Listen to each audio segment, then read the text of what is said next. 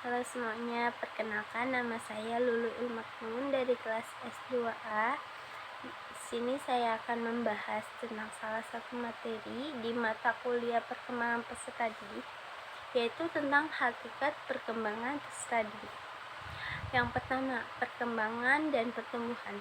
Perkembangan menunjukkan hubungan nyata antara perubahan yang terjadi dan yang telah mendahului atau yang akan mengikutinya. Perkembangan menghasilkan bentuk-bentuk dan ciri-ciri kemampuan baru. Sedangkan pertumbuhan adalah perubahan-perubahan individu yang bersifat kuantitatif seperti peningkatan dalam ukuran dan struktur. Yang kedua, anak dipandang sebagai totalitas. Anak dipandang sebagai suatu totalitas atau kesatuan, artinya bahwa dalam diri anak saling terjalin keterikatan antara keseluruhan aspek. Misalnya, ingatan anak tidak berkembang dan maju sendiri tanpa hubungan dan sangkut paut dengan pengamatan dan perhatian. Yang ketiga, perkembangan sebagai proses holistik, yaitu artinya perkembangan itu terjadi tidak hanya aspek tertentu saja, tetapi melibatkan keseluruhan aspek yang saling terjalin satu sama lain. Misalnya perkembangan individu dapat dikelompokkan menjadi 3 domain.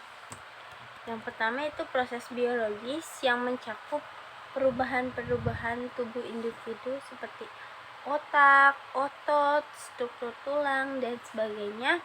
Yang kedua itu proses kognitif yang melibatkan perubahan dalam kemampuan pola berpikir, kemahiran bahasa, dan cara individu memperoleh pengetahuan dari lingkungannya.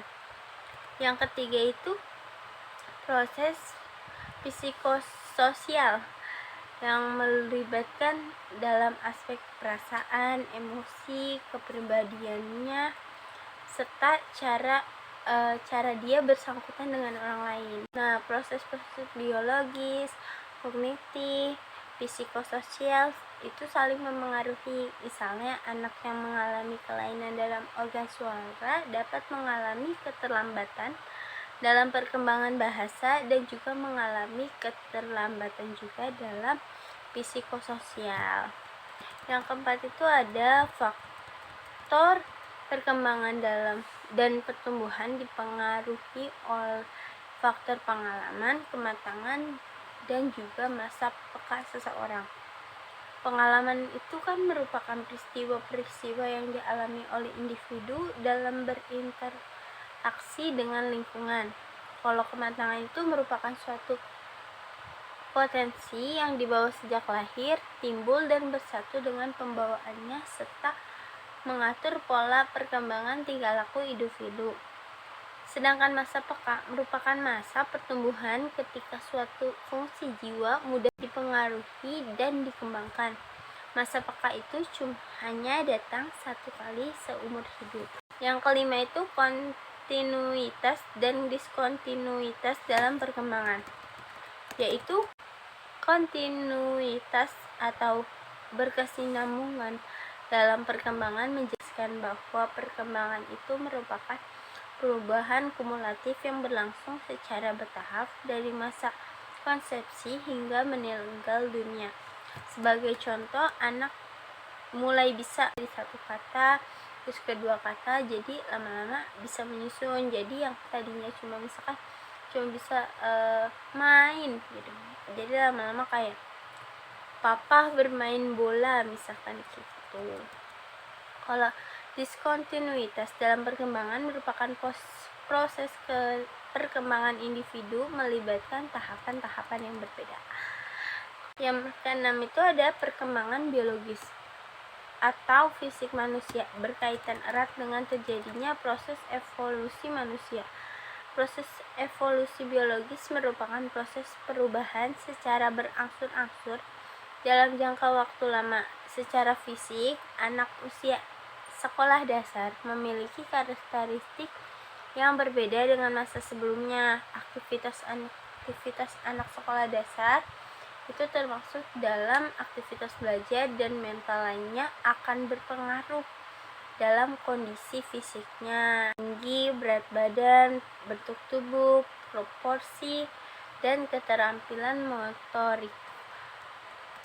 Yang ketujuh itu faktor hereditas dan lingkungan dalam perkembangan anak. Kita itu tidak akan menentukan mana yang lebih dominan antara faktor hereditas maupun faktor lingkungan, tapi bagaimana cara kedua faktor tersebut berkembang dalam perkembangan anak. Faktor hereditas bersifat alamiah atau natur dan merupakan suatu yang diwariskan dari orang tua. Segala potensi baik fisik ataupun psikis yang dimiliki individu sejak konsepsi sebagai pewarisan dari pihak orang tua melalui gen. Faktor lingkungan sebagai kondisi atau pengalaman-pengalaman interaksional yang memungkinkan berlangsungnya proses perkembangan anak. Yang kedelapan itu ada penerapan faktor perkembangan dalam pembelajaran. Pembelajaran sesuai karakteristik kebutuhan fisik dengan cara memberikan banyak kesempatan kepada anak untuk memfungsikan unsur-unsur fisik atau aspek perseptualnya. Cara pembelajaran itu misalkan kayak program yang disusun itu secara fleksibel, tidak kaku, serta memperhatikan perbedaan individual anak. Jadi kan anak beda-beda nih. Bagaimana anak yang beda-beda ini dalam satu pembelajaran kita mempunyai cara. Jadi ini tuh disukai oleh semua anak yang berbeda-beda karakter. Terus kita tidak melakukan secara monoton dan herbalistik. Jadi enggak itu aja gitu permainannya. Misalkan metode pembelajarannya minggu ini pakai apa, minggu depan pakai apa, jadi nggak monoton itu aja ya. Selain itu kita juga bisa menggunakan berbagai media dan sumber belajar. Misalkan kayak medianya kita pakai cara menghitung gitu, dihitung koinnya biar anak gampang contohnya gitu. Saya rasa sekian yang bisa saya sampaikan. Banyak banget kesalahan dalam kata-kata yang saya ucapkan, atau masih banyak kekurangan saya dalam menyampaikan materi ini. Kurang lebihnya saya mohon maaf. Terima kasih banyak.